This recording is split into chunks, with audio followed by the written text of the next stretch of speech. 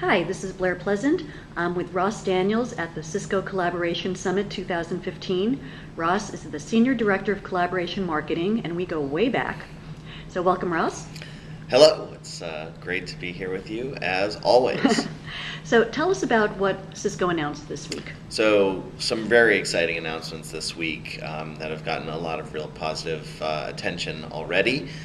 We announced really 5 major pieces. I'll sort of talk about it maybe as more like 3, but it's 5-ish.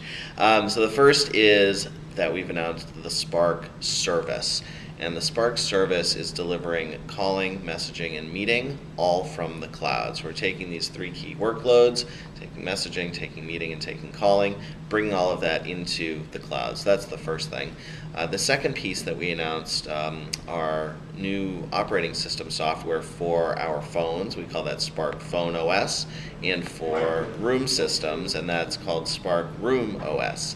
And what these really allow you to do is to plug these devices directly into our cloud services to consume video conferencing from the cloud or to consume calling from the cloud. So that's the second and third pieces we announced this week.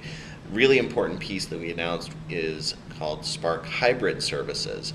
And this is the piece that really allows us to tie new services from the cloud to what people have already invested in either on-prem with Cisco Call Control like Unified Communications Manager or our Business Edition series, as well as our partner-hosted HCS customers. So folks who have been investing in Cisco on-prem or through our partners with our hosted solution with partner HCS over the last dozen years, they're invited to this party too. They can extend the value of what they have on-prem or with HCS to new call services, new messaging and meeting services in the cloud. And then the last piece is what we call Spark for Developers.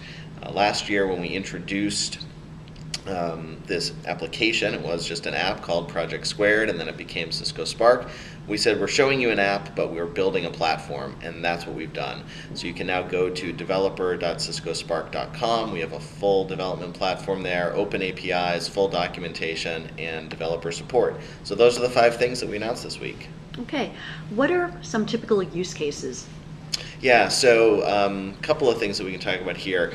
One is sort of for the collaboration-ready enterprise. So these might be folks who have been primarily voice customers, or they haven't sort of gotten the full value out of unified communications, but they're really looking to do more.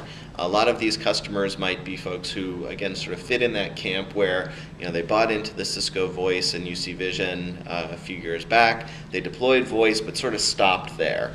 So they're not taking advantage of video. They're not taking advantage of online meetings with things like WebEx. They're not doing any sort of advanced messaging. And so for those kinds of customers, they can take advantage of the Spark messaging and meeting service, connect those through to their on-prem instances through those Spark hybrid services, and now they're really collaboration ready. So that's sort of the first kind of enterprise we think of. The second is maybe for sort of more of a mid-market company, a few hundred employees who have either outgrown or are finally ready to ditch an old PBX or an old key system, something along those lines. They now can consume all of these services, messaging, meeting, and calling from the cloud as a single unified experience. And what we think they will find is that while they're replacing a phone system, they're getting a complete collaboration solution, and that's really what that's all about. And then the third piece is sort of the ad hoc voice solution, and so this might be for even smaller customers, maybe more like the 50 or 100 user companies. And for those folks, it's really about, okay, well, we've had sort of best effort, do-it-yourself sort of phone service. Maybe they've cobbled things together as they've gotten through sort of their early startup phases. Now they're trying to become a real business, and we think that delivering especially calling services, but again offering the complete solution at a really attractive price is a winning combination for those small market customers as well. So you kind of touched on this, but there are a lot of cloud services out there. How is Spark different? So for us, it's really, but there are a lot of cloud services out there. It seems like a new one pops up every day. For us, it's really about bringing together the total experience, this complete solution set that we think is unmatched.